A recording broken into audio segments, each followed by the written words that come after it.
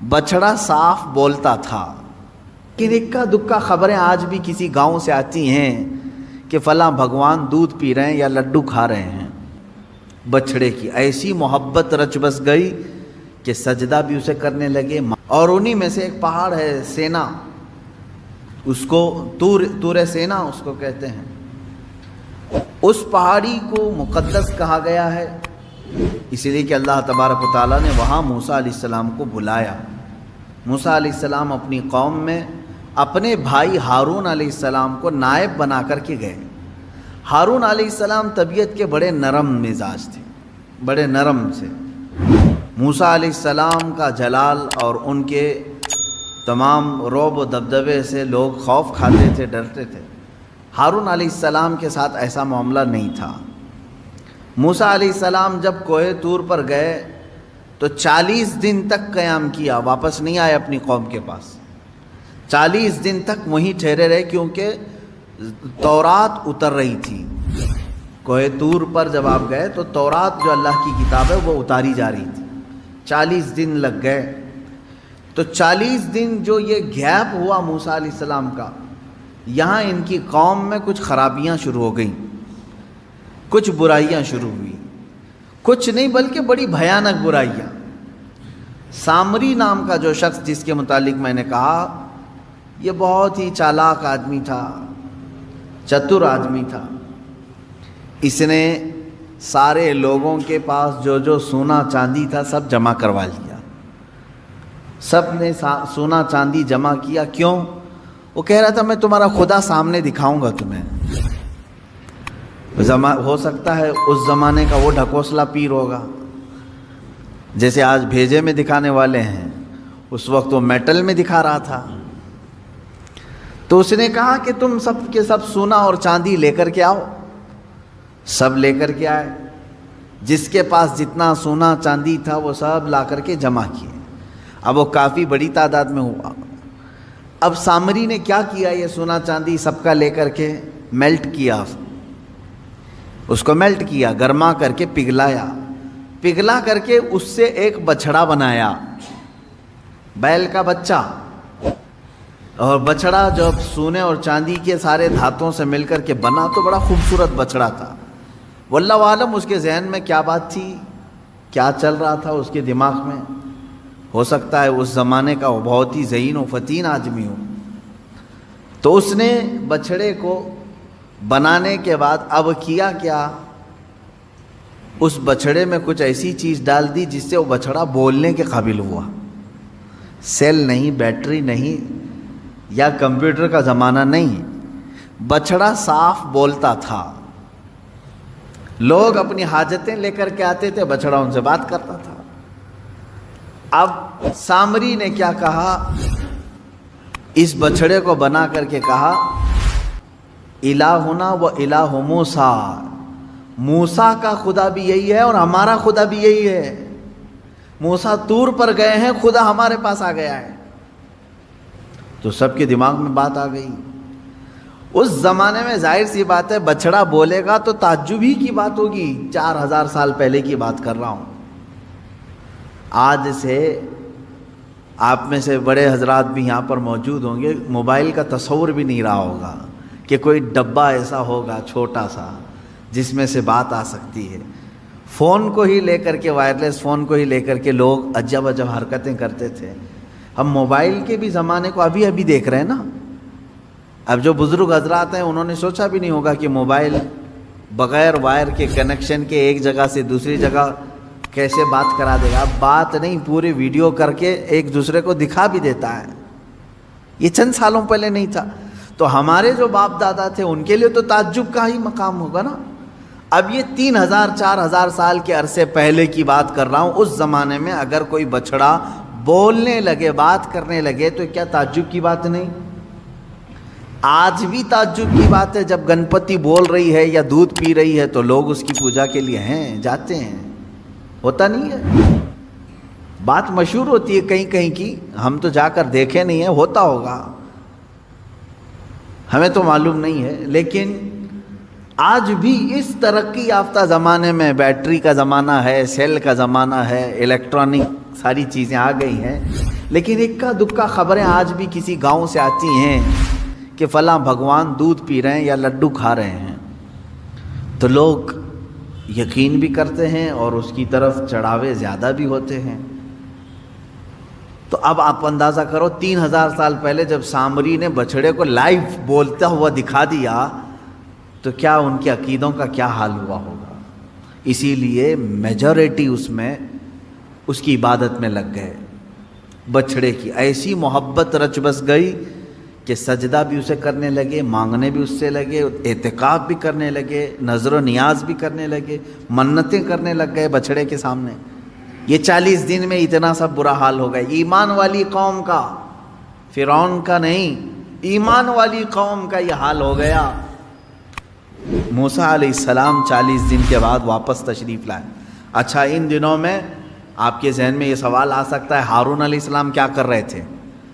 کیونکہ موسیٰ علیہ السلام کے بھائی ہیں اور ان کو وہ نائب بنا کر کے بھیجے تھے۔ ہارون علیہ السلام کو جو منع کرنا تھا وہ منع کرتے رہے، لیکن اکثریت جو ہے وہ سامری کے جادو کو دیکھ کر کے اس طرف چل پڑی۔ تو جو لوگ بچ گئے وہ ہارون علیہ السلام کے ساتھ تھے، چند ایمان والے بچے رہے، اور ہر زمانے میں ایمان والوں کی تعداد رہے گی، ایسا نہیں کہ پورے روئے زمین پر ختم ہو جائیں گے۔ موسیٰ علیہ السلام نہیں تھے تب بھی ایمان والے موجود رہے ہارون علیہ السلام کے ساتھ۔ 40 دن کے بعد واپس تشریف لائے موسیٰ علیہ السلام طور سے۔ دیکھا اپنی قوم کو، یہ کیا ہو گیا؟ تم لوگوں نے بچڑے کو کیسے معبود بنا لیا؟ اور پھر اس کے بعد سامری کو گرفتار کر کے موسیٰ علیہ السلام لے آئے۔ تو نے بڑا کھلا شرک کیا، تیرا قتل واجب ہے، اب تجھے مارا جائے گا۔ لیکن یہ تو بتا، اس کو بولنے کے قابل تو نے بنایا کیسے؟ لوگوں کا سونا چاندی سب میلٹ کیا، اب بنایا کیسے تو نے اس کو؟ خیر ہے، آپ دیکھیں سامری اس زمانے میں بچڑے کو بولنے کے قابل تو بنایا، لیکن بچڑے کے بھیجے میں خدا نہیں دکھایا۔ یہ اس زمانے کا کمال ہے۔ وہ جادو جس طرح سے بھی کیا ہوگا، لیکن اس نے کہا یہی خدا ہے۔ اب آپ اندازہ کریں موسیٰ علیہ السلام نے جب اس سے سوال کیا، اب وہ جواب کیا دیتا ہے؟ بصرت بما لم يبصروا به فقبضت قبضة من اثر الرسول فنبذتها وكذلك سولت لي نفسي۔ یہ 16ویں پارے میں ہے۔ جب ہم سمندر کا راستہ طے کر کے آگے آ رہے تھے، اس وقت معاملہ یہ تھا، موسیٰ علیہ السلام گھوڑے پر سوار تھے۔ موسیٰ علیہ السلام گھوڑے پر سوار تھے۔ اب سامری کہتا ہے میں نے ایک چیز ایسی دیکھی جو لوگوں نے نہیں دیکھی، عام لوگ نہیں دیکھ رہے تھے۔ کیا؟ موسیٰ علیہ السلام کے گھوڑے کے آگے آگے جبرائیل علیہ السلام چل رہے تھے۔ وہ شاید چاہے وہ گھوڑے کی رسی پکڑ کر کے یا باگڈور سنبھالے ہوئے، جبرائیل علیہ السلام چل رہے تھے۔ یہ کہتا ہے سامری مجھے کچھ تو نظر آ رہا تھا کہ کوئی نوری مخلوق آگے چل رہی ہے۔ تو کیا ہوا پھر؟ وہ کہتا ہے کہ میں جبرائیل کے پاؤں کے نیچے کی مٹی اٹھاتا رہا۔ قرآن میں ہے یہ، جہاں جہاں سے وہ چلتے جا رہے تھے ان کے پیروں کے نیچے کی میں مٹی اٹھا رہا تھا۔ فَقَبَضْتُ قَبْضَةً مِّنْ أَثَرِ الرَّسُولِ، اس قاصد، اس فرشتے کے پیروں کے نیچے کی مٹی میں اٹھایا۔ پھر کیا کیا؟ کہا وہی مٹی، اسی مٹی کو لا کر میں نے بچڑے کے منہ میں ڈالا، یہ بولنے لگ گیا۔ اللہ اکبر! یہ قرآن کا فلسفہ ہے میرے عزیزو۔ یہاں سے کئی باتیں ہمیں سمجھ میں آتی۔ یہ کون سا بچڑا تھا جس کا تذکرہ چل رہا ہے یہاں پر؟ وہی بچڑا ہے۔ اب عبادت اتنے سارے لوگوں نے کیوں کیا یہ بھی آپ کو سمجھ میں آ گیا۔ اس زمانے کا وہ بہت بڑا کمال تھا، بہت بڑا۔ اس زمانے میں کمال سمجھتے ہیں، کہہ تو رہا ہوں میں، بھگوان جب دودھ پینے لگے، لڈو کھانے لگے تو اس زمانے میں کمال سمجھتے ہیں۔ 3000 سال پہلے کیا حال ہوا؟ اب آپ ہزاروں لوگ اس میں جو گمراہ ہوئے تھے، شرک کیے، حکم ان کے لیے یہ آیا کہ ان سب کو قتل کر دیا جائے۔ سارے لوگوں کو مار دیا گیا، قتل۔ وہ سخت ترین حکم تھا بنی اسرائیل کے لیے، وہ قتل ہو گئے، جتنے عبادت کیے تھے بچڑے کی وہ سب ختم ہو گئے۔ اب اندازہ کریں آپ، یہاں سے کئی باتیں اس سے سمجھ میں آتی ہیں۔ سامری کا بھی قتل ہوا، اس کے پیچھے جتنے لوگ چلے تھے ان کا بھی قتل ہوا۔ سب سے پہلی چیز اس واقعے سے ہمیں جو چیزیں ملتی ہیں نکل کر کے، وہ کیا کیا ہیں؟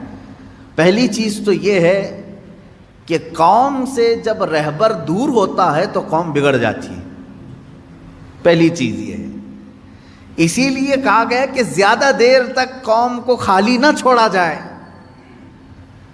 اور حضور اکرم صلی اللہ علیہ وسلم کی حدیث بھی ہے، جس قوم کا کوئی امام نہیں، جس کی گردن میں کسی کی بیعت نہیں، تو وہ شیطان کا کھلونا بن جاتا ہے، شیطان اسے ادھر کھینچتا ہے ادھر کھینچتا ہے۔ ید اللہ علی الجماعہ، اللہ کا دست قدرت پوری جماعت پر ہے، جس کی کوئی گائیڈنگ کر رہا ہو، لیڈنگ کر رہا ہو، امام ہو۔ من شذ شذ فی النار، حضور فرماتے ہیں جو جماعت سے ہٹا اسے تنہا جہنم میں ڈالا جائے گا۔ جماعت کا مطلب کیا ہے؟ یہی تمام یونٹی اسلام اور مسلمانوں کی۔ عزیزان گرامی، 40 دن موسیٰ علیہ السلام نہیں تھے اپنی قوم کے ساتھ، تو کیا ہوا؟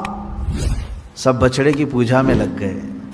اب یہاں اندازہ کریں آپ، برسوں برس جن کے درمیان کوئی شیخ نہ ہو، کوئی عالم بعمل نہ ہو، کوئی ان کی صحیح تربیت کرنے والا نہ ہو، تو پھر کیا ہوگا؟ سب ہوس کے پجاری ہو جائیں گے۔ یہ اور بات ہے کہ اللہ نے بچا رکھا ہے، آج بچڑے کی پوجا تو نہیں کر رہے، لیکن اپنی خواہشات کی پوجا تو کر رہے ہیں آج۔ تقریباً جو مرضی میں آئی اس چیز کو عمل کر لے جانا، یہ پوجا ہی تو ہے۔ ہر خواہش کو پوری کر لینا کہ ابھی ابھی ہم نے سوچا اور یہ ہونا ہی ہے۔ اسی لیے قرآن کہتا ہے ارأیت من اتخذ الہہ ہوا، اے رسول کیا آپ نے دیکھا کچھ وہ لوگ ہیں جو اپنے خواہشوں کو معبود بنائے ہوئے ہیں، اپنے خواہشوں کو خدا بنائے ہوئے ہیں۔ کیسے؟ دیکھیں، خدا وہ ہے جس کی ہر بات مانی جائے گی، ہے نا؟ خدا کی ہر بات ماننا ضروری ہے۔ اگر ایک بھی بات کا انکار کیا خدا کی تو تم بندے نہیں ہو۔ خدا کی ہر بات مانی جاتی ہے جس طرح سے، اس طرح بعض بندے ایسے ہیں جو اپنی طبیعت کی ہر بات ماننے کو تیار ہیں۔ نہ مانو ہر بات اس کی، ہر بات اس کی نہ مانو، اور اس کو تم خدا کا درجہ دو گے تو ہوگا کیا؟ اللہ تبارک و تعالیٰ اپنے رسول سے فرماتا ہے، کیا اے حبیب ایسے لوگوں کی آپ سفارش کریں گے جو صرف اپنی خواہشات کی پوجا کر رہے ہو؟ عزیزان گرامی وقار، جس طرح سے بنی اسرائیل بچڑے کی پوجا میں لگ گئے، مجھے ایسا لگتا ہے اس دور میں بہت سارے لوگ اپنی خواہشات کی پوجا میں لگ گئے۔ انہیں کسی چیز کی خواہش تھی جس کی وجہ اس کو پورا کرنے کے لیے وہ ہر کام کرنا کے لیے تیار ہے۔ ایک کرسی چاہیے، ایک کرسی چاہیے، یہ تمہاری خواہش ہے۔ اب یہ کرسی کی خواہش تم سے ہر کام کرا لیتی ہے، یہ عبادت نہیں ہے تو اور کیا ہے؟ تم اپنی خواہشات کی بات، ایک وقت کا تمہیں گوشت چاہیے تھا کھانے کے لیے، پیسے نہیں تھے، لیکن خواہش کو پوری کرنا ہے، یہی خواہشات نے تمہیں چوری کرایا یا دھوکہ دلوایا، دھوکہ دینے پر آمادہ کیا۔ یہ تمام چیزیں کر کے تم اس برتن تک پہنچتے ہو جو تمہاری خواہش ہے۔ ہر خواہش کو پوری کرنا ضروری نہیں۔ اب ایک بات اس واقعے سے ایک جو سب سے بڑا سبق ملا وہ یہ ہے کہ قوم کے درمیان ان کا رہبر اس کا ہونا ضروری ہے، اور قوم بغیر رہبر اور رہنما کے، بغیر عالم دین کے نہ رہے۔ وہ انبیاء تھے اور علماء نائب انبیاء ہیں۔ ہر جماعت میں، ہر قوم میں، ہر محلے میں ایک عالم کا ہونا ضروری ہے جو ان کی اصلاح کرے، ان کی تربیت کرتا رہے۔ اور ان کو برسوں برس چھوڑے رہو گے تو دلوں میں زنگ لگ جائے گا جو آج ہو رہا ہے۔ دوسری چیز اس واقعے سے یہ بھی پتہ چلتی، یہ ایک تو 40 دن کا گیپ جو اس قوم کو شرک میں لے آیا، دوسرا اس سے جو ملتا ہے کہ قوم ہمیشہ جو ہے چمتکار کو، جو دکھنے والی ہے اس کی طرف بڑھ جاتی ہے، ہمیشہ ہوتا ہے. کیونکہ ہارون علیہ السلام تھے جماعت میں، تو آپ نے ایسا کچھ دکھایا نہیں، یعنی بولتا ہوا بچڑا، بولتا ہوا کتا دکھایا نہیں، جبکہ وہ بھی نبی ہیں. اور سامری نے دکھا دیا تو قوم نے کس کی طرف رخ کیا؟ سامری کی طرف. اس سے پتہ یہ چلتا ہے اکثر لوگ جو ہے اس چیز کی طرف اٹریکٹ ہوتے ہیں جو چمک رہی ہے چیز. ایسا نہ کرو میرے عزیزو، یہ گمراہی ہے، گمراہی ہے. آج کے زمانے میں ہو سکتا ہے تمہیں کوئی ایسا کر کے دکھائے، ایسا کر کے دکھائے. آؤ ہماری عبادت خانے میں ہم تم کو دکھاتے ہیں کہ کیسے ہمارا خدا بولتا ہے. تم نے وہاں دیکھ لیا، پھر یہاں میرے پاس آئے، کہا کہ حضرت وہاں تو خدا بول رہا ہے، مسجد میں تو کبھی آپ نے دکھایا نہیں خدا بول رہا ہے. یہ سیم وہی چیز ہے جو بنی اسرائیل کے ساتھ ہوئی. سامری بچڑے کو بلوا کر کے دکھایا تو سب شرک میں مبتلا ہو گئے. اور ہارون علیہ السلام نے کچھ نہیں دکھایا، لیکن یہ کہا کہ اللہ ایک ہے، تو چند ایمان والے قائم رہے، باقی ادھر چلے گئے. اے میرے عزیزو، آج کے دور میں اگر کوئی اس طرح تمہارے عقیدے کو خریدے تو کس کی طرف جاؤ گے؟ کس کی طرف جاؤ گے؟ فار ایگزامپل چند سال پہلے کی بات، شاید میں نے اس کو کہا ہے، دہرا رہا ہوں. ایک صاحب آئے، پیٹ کے درد کی شدت تھی، ان کو تکلیف تھی، کئی مرتبہ آئے تھے، پانی دم کر کے بھی لے گئے، تعویذ بھی لے کر کے گئے. چند دنوں کے بعد بگڑے ہوئے تیور تھے اس بندے کے، ملاقات ہوئی تھی تو پتہ چلا کہ پیٹ کا درد صحیح ہو گیا ہے.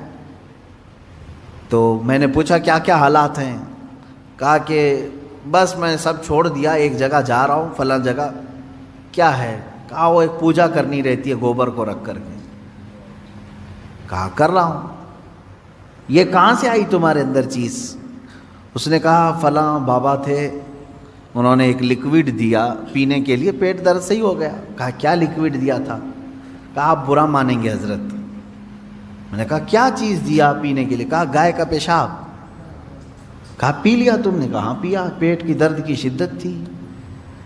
اس کے بعد پھر وہ کہتا ہے کہ میں پوجا کرتا ہوں. یہ ہے عزیزان گرامی وقار، شیطان ابلیس لعین ہو سکتا ہے تھوڑی دیر تمہاری بیماریوں کو سن کر کے دکھائے، ہو سکتا ہے تھوڑی دیر تمہاری بیماریوں کے اوپر پردہ ڈال کر کے دکھائے تاکہ تمہارا عقیدہ خراب ہو جائے، تم یہ سوچنے لگ جاؤ کہ نہیں یہاں سے شفا ملتی ہے. ایمان والا وہ ہے جو ایوب علیہ السلام کے نقش قدم پر چلے ہیں کہ بدن میں پورے کے پورے چھالے پڑ جائیں، جسم کٹ جائے، تب بھی ایوب علیہ السلام کا ایمان یہ تھا کہ شفا میرا مولا ہی دے گا، شفا میرا اللہ دے گا. ہر چمکنے والی چیز، ہر سامنے دکھنے والی چیز کے اوپر ایمان لانا ضروری نہیں میرے عزیزوں. اس کی سیم ایسی ہی مثال دیکھ لیں، میجورٹی لوگوں کی آج کون سے ہاسپٹل جاتی ہے، کون سے ڈاکٹر کے پاس وزٹ کرتی ہے، سب کو معلوم ہے. بیچارے آج BHMS اور BUMS والوں کی بھی حالت یہ ہو گئی ہے کہ وہ لوگ بھی ایلوپیتھک کی ہی پریکٹس کرنا چاہتے ہیں، ان کی فیلڈ نہیں ہے. وہ BHMS ہیں، BUMS ہیں. BHMS والے ہومیوپیتھک ان کو کرنا چاہیے، پریکٹس کرنا چاہیے. BUMS والوں کو یونانی کرنا چاہیے، BAMS والوں کو آیورویدک کرنا چاہیے. لیکن وہ سب چھوڑ چکے، گولیاں یہی دیں گے. تم کو ڈولو چاہیے، ڈولو لے لو. وجہ کیا ہے؟ یہاں کوئک صحیح ہونا، فوراً صحیح ہونا، یہ چمتکار ہے ایلوپیتھک ڈاکٹروں کا. ان ڈاکٹروں نے ابھی گولی دی، شام میں بخار چلی گئی، رات کو گولی کھا کے سوئے، صبح تک سردی ختم ہو گئی. تو انسان کو ایسا چاہیے آج کے زمانے میں. یہ اس طرح کی خواہش تمہیں گمراہی کی طرف لے جائے گی. کیوں میرے عزیزو؟ انہی ڈاکٹروں سے پوچھ لینا جنہوں نے آپ کو فوراً صحیح کر دیا ہو، ایک دن میں صحیح کر دیا ہو. ایک بیماری کو صحیح کر کے وہ 4 بیماریاں سائیڈ ایفیکٹ میں ڈال کے بھیجتے ہیں. ہوتا ہے کہ نہیں ہوتا معلوم ہے آپ کو؟ ہر ایک دوا کا سائیڈ ایفیکٹ ہے، یہ خود ایلوپیتھک پورا مطلب جو پینل ہے وہ خود کہتے ہیں. اب ہونا یہ چاہیے، ایک ڈاکٹر صاحب ہیں BUMS ہیں، اور اس کی تھوڑی بہت ہمیں شدھ بدھ ہے یونانی دوائوں کی. میری ان سے بات ہو رہی تھی, میں نے کہا کہ ڈاکٹر صاحب یہ بہت اچھی لائن ہے, اس کو آپ امپروو کریں, ان دواؤں کو اور لائیں. تو انہوں نے کہا کیا کریں حضرت, بات ایسی ہے کہ ہمارا اثر دیر سے دکھاتا ہے اور لوگوں میں اتنا صبر نہیں ہے. وہ اسی چیز کی طرف جاتے ہیں کہ جمعہ کو گولی کھائیں سنیچر کو فٹ ہو جائیں, ایک دن کا ان کو چاہیے. اسی لیے ہم نے خود اپنی لائن چھوڑ دی ہے, پریکٹس اس پر کر رہے ہیں, دوائیاں وہی دے رہے ہیں. عزیزان گرامی وقار, یہ چیز زندگی میں بھی ہو رہی ہے, ہمارے زندگی میں بھی. بنی اسرائیل نے وہاں پر دو معاملات تھے, ایک طرف ہارون علیہ السلام ہیں جو کہہ رہے ہیں اللہ ایک ہے اور اس کی بڑی طاقت ہے, نہیں مان رہے تھے ان کی بات. کس کی طرف گئے؟ وہ سامری کی طرف, کیونکہ وہ دکھا رہا تھا, بچڑے کو بولنے کے قابل بنا کر کے لوگوں کے سامنے لائیو دکھا رہا تھا, اس کی طرف چلے گئے. اس کا مطلب یہ ہوا کہ ہر لائیو دکھنے والی چیز حقیقت نہیں ہوتی. ایمان کو اپنے سنبھالو. یہ باتیں میں اس لیے کر رہا ہوں, ان قریب دجال کے زمانے کا آنے کا زمانہ قریب آ چکا ہے. دجال کے آنے کا زمانہ ان قریب ہے. وہ اس سے بھی بڑے چمتکار دکھائے گا, تب آپ کیا کریں گے؟ اسے خدا کہہ دیں گے. وہ زمین سے سبزے اگا کر دکھائے گا, بارش برسا کر دکھائے گا, کسی مردے کو زندہ کر کے دکھا دے گا. یہ اتنی بڑی چیزیں ہیں کہ لوگوں کا عقیدہ ڈاواڈول ہو جائے گا. اس لیے میں کہہ رہا ہوں کہ ابھی سے ایمان اتنا مضبوط رکھو. میں نے اللہ کو دیکھا نہیں, اللہ ہے, اور میرے نبی نے فرمایا وہ ایک ہے, میں ایک ہی خدا مانتا ہوں, اور اس سب سے بڑا طاقت والا ہے, وہ بھی میں تسلیم کرتا ہوں. یہ عقیدے ایسے ہیں جو غائبانہ طور پر تمہیں کوئی بھی طاقت ہلا نہ سکے. تھوڑی سی گولیاں تمہیں پریشان نہ کریں. تمہارے بچوں کی بیماری میں کسی نے اگر ہاتھ رکھ کر کے صحیح کر دیا تو اس کی طرف یہ نہ سمجھ لو کہ یہی سب سے بڑا شفا خانہ ہے. نہ, شفا اللہ ہی کی طرف سے ہے. اب یہاں بات جو چل رہی تھی بچھڑے کی, اس میں اور ایک بات, دو چیزیں میں نے ذکر کیا. موسیٰ علیہ السلام کا جو اتنا گیپ تھا, یہ قوم میں گمراہی پیدا کر دیا. دوسری چیز یہ ہے کہ قوم کی عادت یہ ہے کہ وہ چمتکار کو دیکھ کر کے فوراً گرویدہ ہو جاتی ہے. ایسا آپ نہ کریں, آپ نہ کریں. مثال کے طور پر اگر کوئی آپ سے حضور اکرم صلی اللہ علیہ وسلم کا نائب عالم دین یہ کہہ دے کہ آپ فلاں عمل کریں آپ کو جنت ملے گی, آپ یہ سوال نہ کریں ابھی دکھاؤ کیسی ہے جنت. یہ تو بنی اسرائیل کا سوال ہوا. آپ یہ کہیں ٹھیک ہے میں صبر کرتا ہوں, میری موت کے بعد تو جنت ملے گی انشاءاللہ. ایمان والے کی یہ عادت ہونی چاہیے. صحابہ نے کبھی ایسا سوال نہیں کیا حضور آپ جنت کے تذکرے اتنے کرتے ہیں, ایسی ہے ویسی ہے, کبھی دکھاتے نہیں آپ؟ نہیں. صحابہ اکرام رضوان اللہ علیہم اجمعین کو یقین تھا اگر نبی نے فرمایا تو ملے گی ضرور. ہر ایمان والے کے بھی یہی عقیدہ ہو. تیسری ایک بہت بڑی چیز اس کے اندر جو ملتی ہے, سامری نے بچڑے کو بولنے کے قابل کیسے بنایا تھا؟ واقعہ میں نے بتایا, جبرائیل علیہ السلام کے قدموں کے نیچے کی مٹی اٹھایا تھا اس نے, اور وہ لا کر بچڑے کے منہ میں ڈال دیا تھا. بچڑا کون سا؟ میٹل کا, سونے چاندی سے پگھلایا ہوا, اور بولنے لگا تھا, بولنے لگا تھا. تو میرے عزیزو یہ قرآن کی آیت میں پڑھ رہا ہوں. یہاں جبرائیل علیہ السلام کے قدموں کے نیچے کی مٹی میں اتنی تاثیر ہے کہ میٹل کا بچڑا بول سکتا ہے, تو خاک پائے رسول میں کتنی طاقت ہوگی. میرے آقا صلی اللہ تعالیٰ علیہ وسلم جہاں قدم رکھیں کیا اس میں تاثیر نہیں ہو سکتی؟ اسی لیے تو مدینے کی مٹی کو خاک شفا کہا جاتا ہے. کیوں؟ خاک شفا کا مطلب ہے شفا دینے والی مٹی. یہ مٹی میں شفا کہاں سے آئی؟ اس لیے کہ قدم رسول اللہ کے پڑے ہوئے ہیں, میرے آقا صلی اللہ تعالیٰ علیہ وسلم کے قدم پاک. اب آپ اندازہ کریں ایک بے جان چیز کو بولنے کے قابل بنایا جا سکتا ہے, تو جو گونگے ہیں بول نہیں سکتے, میرا عقیدہ یہ ہے کہ رسول پاک صلی اللہ تعالیٰ علیہ وسلم کی کوئی تبرک انہیں دے دیا جائے تو انشاءاللہ ان کی زبان بھی کھل جائے گی, زبان کھل سکتی. بے جان بچڑا بول سکتا ہے, تو جس کو آلریڈی زبان ہے, تتلاتا ہے, ہکلاتا ہے, منہ مبارک کا پانی پلایا جائے. رسول کریم صلی اللہ علیہ وسلم سے متصل جو بھی تبرک ملے اسے پیش کیا جائے. میرا یقین ہے انشاءاللہ اللہ اسے اس کی برکت سے شفا ضرور عطا کرے گا. یہ چیزیں تھی بچھڑے کی. یہ جو بچھڑے کا تذکرہ آیا ہے وہ یہ ہے. اچھا اب ایک چوتھی بات، لوگ ایسی پوجا میں لگ گئے اس بچھڑے کی کہ چھوڑتے نہیں تھے. موسیٰ علیہ السلام نے منع کیا تب بھی نہیں چھوڑ رہے تھے. اچھا لوگوں کو قتل کیا گیا، پورے نہیں مرے. دن بھر قتل عام اتنا ہوا کہ وہ ختم نہیں ہو رہے تھے. اللہ تبارک و تعالیٰ نے تخفیف فرمائی کہ اب ان کو چھوڑ دیا جائے. تو جو بچے تھے توبہ کر چکے تھے، سچے ایمان والے تھے، لیکن کئی سالوں تک وہ محبت ان کے دل سے جاتی نہیں تھی بچھڑے کی، چونکہ وہ بار بار دیکھ رہے تھے بچڑا جو بھی بولتا ہوگا وہ دماغ میں بار بار آ جاتی تھی. تذکرہ کرتے کرتے اچانک بچھڑے کی بات کر جاتے تھے، کہہ رہے وہ بچڑا تو ہمارا ایسا تھا، بچڑا تو ویسا تھا. تو کچھ یادیں جلدی جاتی نہیں ہیں. تو گمراہی کی یادیں نکالنا یہ بہت اہم کام ہے.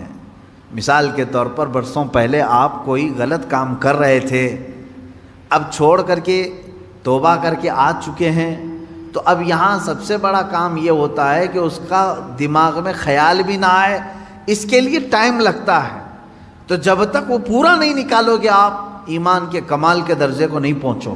آپ کو معلوم ہے حضور پاک صلی اللہ علیہ وسلم کے پاس ایک جماعت آئی، انہوں نے پوچھا کہ حضور ہمیں کچھ حکم دے دیں، ہم باہر سے آتے ہیں، بیچ میں ہمارے اور آپ کے ایک دوسرا دشمن قبیلہ ہے، ہم آ نہیں سکتے ہر بار، بس وہ 4 مہینے ہیں جس میں جنگ حرام ہے اس میں ہم آتے ہیں آپ کے پاس. تو حضور نے ان کو حکم دیا 4 چیزوں کا، نماز کا، روزے کا، مال غنیمت کا، اور جہاد فی سبیل اللہ کا، اور ایک حدیث میں حج کا. اور پھر فرمایا میں 4 چیزوں سے تمہیں روکتا ہوں، 4 چیزیں کبھی مت کرنا. وہ 4 چیزیں کیا تھیں؟ نقیر، دبا، حنتم، مزیفت. یہ چیزیں 4 پیالوں کے نام حضور نے گنائے. کدو کو کاٹ کر کے بیچ میں سے گول ہوتا ہے، اندر کا مغز نکالیں تو کھٹوری بن جاتا ہے. اس کو سکھا کر کے عرب والے اس میں شراب ڈال کے پیتے تھے. لکڑی کا گلاس بناتے تھے، لکڑی گول کاٹ کر کے بیچ میں سے اس کا سب نکال کے ایک گلاس بن جاتا، اس میں شراب رکھتے تھے. یعنی بالکل وہ لوگ اوریجنل چیزیں، نیچرل چیزیں شراب کے لیے استعمال کرتے تھے. یہ 4 قسم کے پیالے ہیں جن کا تذکرہ میں نے ابھی کہا. حضور نے فرمایا یہ ختم کر دو. یہ پیالہ، لکڑی کا پیالہ، کدو سے بنایا ہوا پیالہ، وہ کلنگڑ سے بنایا ہوا پیالہ، یہ ختم کر دو. شراب کی بات نہیں ہے اس میں، پیالے ختم کرو، پیالے توڑو. گئے انہوں نے پیالے توڑ دیے. اس میں حکمت کیا ہے؟ محدثین فرماتے ہیں شراب تو چھوڑنا ہی تھا انہیں، لیکن وہ پیالے نہیں رکھنا ہے جس میں شراب پیتے تھے. وجہ یہ ہے کہ جب جب پیالہ دیکھیں گے وہ شراب یاد آئے گی، اس میں ایسا پیتے تھے ہم. یہ اسلام ہے جو جڑ کو ختم کرنا چاہتا ہے. آپ ظاہر سی بات ہے اس بچھڑے کو تو ختم کیا گیا، مار دیا گیا، لیکن حکم آیا کہ اس کا تصور بھی نہ آئے. ان کے دلوں میں وہ رچ بس گیا تھا بچھڑا، جب دیکھو وہ بچھڑے کا ہی تذکرہ کرتے تھے. اب اس طرح کے جو گمراہیاں آج تک لوگوں کے دلوں میں ہیں انہیں ختم کریں. پہلے کچھ لوگ کچھ عمل کرتے تھے جو ناجائز و حرام تھا گھروں میں، ہم نے تنبیہ کی، تلقین کی کہ یہ ناجائز ہے، حرام ہے، نہ کریں. چھوڑ تو دیا انہوں نے، لیکن جب جب وہ اوکیشن آتے ہیں تب تب پھر سے ان کی یاد آتی ہے. اب اس کی مثال آپ کو میں بتاؤں. شروع کی بات ہے کہ محرم کے زمانے میں پنجے اٹھا کر کے ناچنے کی عادت اکثر لوگوں کو تھی، بہت سارے لوگ. ایک طرح سے اس میں عبادت کا تصور نہیں تھا لوگوں کو، بس یہ کہ انٹرٹینمنٹ کرنا ہے، کیونکہ عبادت اس طرح سے روڈ اور گلیوں میں ناچ کر کے تو ہوتی نہیں. نہ وہ امام حسین کو راضی کرنے کا مسئلہ ہے، نہ رب تبارک و تعالیٰ کی بارگاہ میں کچھ پیش کرنے کا مسئلہ ہے. اگر اتنا ہی عبادت کا شوق ہوتا تو مسجدوں میں پنجے لے کر بیٹھ جاتے ہیں. قرآن پاک پڑھتے، سب کو معلوم ہے کہ سب سے افضل جگہ یہ ہے. وہ انٹرٹینمنٹ کرتے تھے.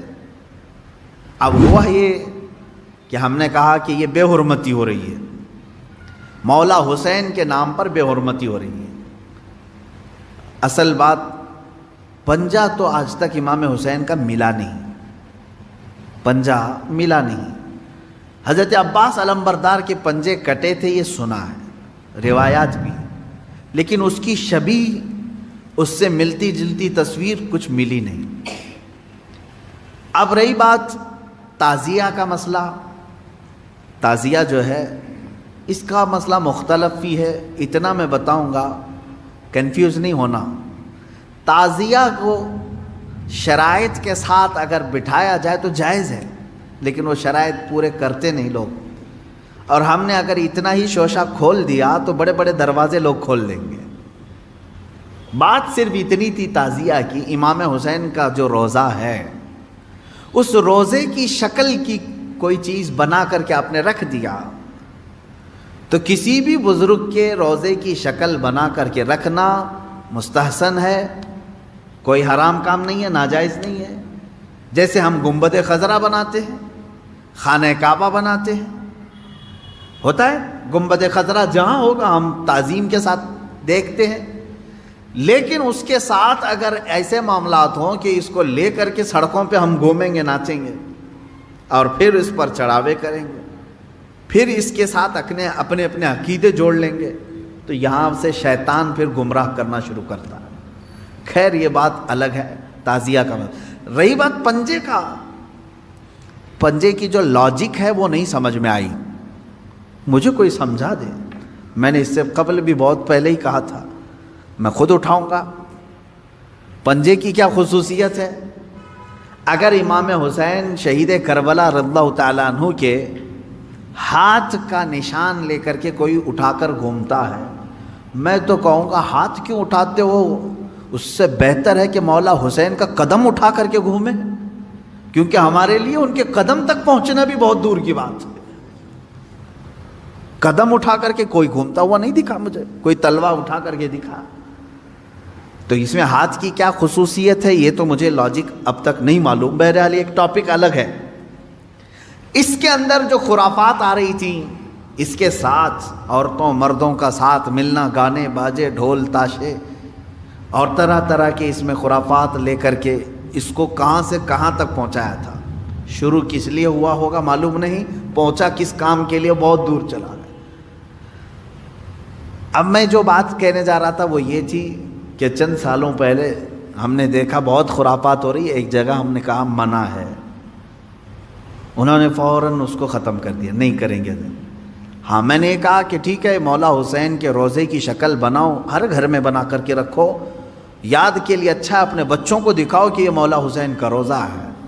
ہم جیسے گنبد خضرا رکھتے ہیں اپنے گھروں میں، خانہ کعبہ رکھتے ہیں، امام حسین کا روضہ رکھنے میں کون سی دقت کی بات ہے؟ میں اتنا زیادہ مخالف نہیں ہوں اس چیزوں کا. رکھو، آپ پیتل کا بناتے بناؤ، تانبے کا بناتے بناؤ، سونے کا بناتے ہو بناؤ، اس میں حرج نہیں. ہم جس چیز کی مخالفت کرتے ہیں وہ خرافات و حرام کاریاں جس کو باہر سڑکوں پر کیا جاتا ہے، میں اس کا مخالف ہوں. خیر بات آئی، بند ہو گئی. لیکن ہوتا کیا تھا معلوم ہے؟ چند دنوں کے بعد دوسرا محرم آیا تو گھر والے کہتے ہیں کہ حضرت وہ تو بند ہیں لیکن بچے ویسے ہی ناچ رہے ہیں، ہاتھ ایسے لمبے کر کے خود پنجہ بن گئے ہیں اور ناچ رہے ہیں. تو میں اس چیز کو مثال میں اس لیے بتا رہا ہوں کہ بنی اسرائیل بچھڑے کی پوجا کرتے تھے، حکم آیا ان کے قتل کا، قتل بھی ہوئے، بچھڑا بھی مار دیا گیا، لیکن زمانے تک ان کے دلوں سے بچھڑے کی محبت گئی نہیں تھی. وہی ذکر آج کی آیت میں نے پڑھا ہے. اللہ فرماتا ہے ثم اتخذوا العجل من بعد ما جاءتهم البینات، پھر یہ بچھڑے کو ایسا لے کر کے بیٹھے رہے جبکہ ان کے سامنے کھلی ہوئی نشانیاں تھیں. وَأُشْرِبُوا فِي قُلُوبِهِمُ الْعِجْلَ، اللہ فرماتا ہے ان کے دلوں میں ایسا لگتا ہے بچڑا پلا دیا گیا ہے، پی گئے ہیں بچڑے کو، اتنی محبت تھی. جبکہ روشن آیتیں اور دلیلیں دیکھی. تو خلاصہ یہ ہے میرے عزیزو، کہنے کا مطلب کہ بعض چیزیں گمراہیاں ایسی ہیں جن کو چھوڑنے کے بعد بھی وہ کچوکے لگاتی رہتی ہیں، برے گناہ بھی ایسے ہیں جن کو چھوڑنے کے بعد وہ دوبارہ دماغ میں وسوسے ڈالتے رہتے ہیں۔ ان کاموں کو حتمی طور پر اپنے تصور میں بھی نہ آئے، اعوذ باللہ من شر الشیطان الرجیم کثرت سے پڑھیں، اعوذ باللہ من شر الشیطان الرجیم، من شر الشیطان الرجیم۔ اے اللہ میں پناہ مانگتا ہوں تیری مردود شیطان کی ان شرارتوں سے جو میرے دماغ میں ڈال رہا ہے۔ تو یہ اسی کی طرف سے ہوتی ہیں، وہ پرانے راستے پر لے جانا چاہتا ہے، گمراہی کی طرف لانا چاہتا ہے، وہ خرابیاں جن کو تم چھوڑ کر کے آئے ہو یاد دلاتا ہے، ایک بار اور چلا جاؤ۔ اس کے لیے کثرت سے یہ پڑھا کریں، جب جب ایسا وسوسہ آئے کہیں اعوذ باللہ من شر الشیطان الرجیم۔ آج ہی صبح گناہ سے توبہ کیا، سوچا کہ نہیں کروں گا یہ گناہ، لیکن رات ہوتے ہی پھر خیال آیا ایک بار اور کر لو، میں بتا رہا ہوں فوراً اس وقت یہ پڑھو، اعوذ باللہ من شر الشیطان الرجیم۔ اے اللہ میں تو چھوڑ چکا تھا، شیطان مردود پھر مجھے لا رہا ہے وسوسے، میں تیری پناہ مانگتا ہوں مردود شیطان کی شرارتوں سے۔ یہ باتیں یہاں تک ختم ہو گئیں، اور آگے کی جو آیت میں نے تلاوت کی تھی آج کی، اس میں اللہ تعالیٰ نے یہ فرمایا ہے کہ بنی اسرائیل کو ایک حکم یہ بھی تھا کہ یہ جب بیت المقدس میں جائیں تو سجدے کی حالت میں جائیں، لیکن ان میں سے بہت سارے نافرمان ایسے تھے کہ وہ اپنی سرین کو گھسیٹتے ہوئے ایسے جا رہے تھے۔ حکم ہوا تو سجدہ کر کے جائیں، لیکن وہ مذاق کے طور پر سرین اپنے گھسیٹتے ہوئے اس طرح سے بیت المقدس میں جانے لگے۔ ایک نافرمان یہ کیا انہوں نے، اور پھر اللہ نے فرمایا تھا ہفتے کے دن شکار نہ کرنا، سنیچر کے دن شکار کرنا ان کے لیے حرام تھا۔ تو یہ بنی اسرائیل کیا کرتے تھے، جمعہ کے دن جال لگا کے آتے تھے مچھلیوں کا، اور اتوار کو جا کر کے لے کے آتے تھے، کہتے ہم سنیچر کو شکار نہیں کیے، جمعہ کو جال لگائے تھے، اتوار کو لے کے آئے، پھر مچھلیاں کون سے دن پھنسی تھی ہیں۔ تو اس طرح ہیلے بہانے کس کے لیے کرتے ہیں؟ اللہ کے لیے۔ وہ اللہ کو دھوکہ دینے کی سوچتے ہیں، جیسے کچھ لوگ زکوٰۃ چھپانے کے لیے کرتے ہیں، سال ہونے سے پہلے کسی کو مالک بنا دیا، بھائی سال نہیں ہوا میرے پاس، وہ 6 مہینے رکھا اس نے واپس لوٹا دیا۔ تو یہ بنی اسرائیل کی وہی حرکتیں ہیں میرے عزیزو، اللہ کا عذاب آئے گا ان چیزوں پر۔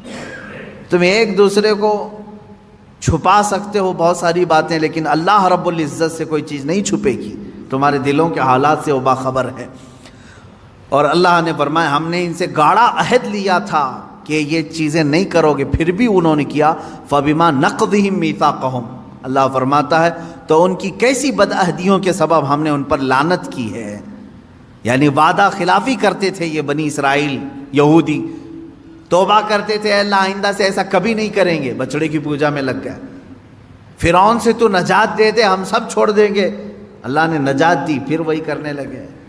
اور پھر اللہ تبارک و تعالیٰ نے ان سے فرمایا تھا کہ تم سجدہ کر کے جاؤ گے بیت المقدس میں، یہ جان بوجھ کر کے انہوں نے اپنے پیچھے والا حصہ گھسیٹتے ہوئے زمین پر اندر گئے، اور کہنے کا حکم تھا ان کو حتۃ نغفر لکم، مغفرت ہو اے اللہ، تو لیکن وہ کیا کہہ رہے تھے، حبۃ، اے دانا ہی دانا ہے، اناج ہی اناج چاہیے ہمیں، ایسی نافرمان قوم تھی۔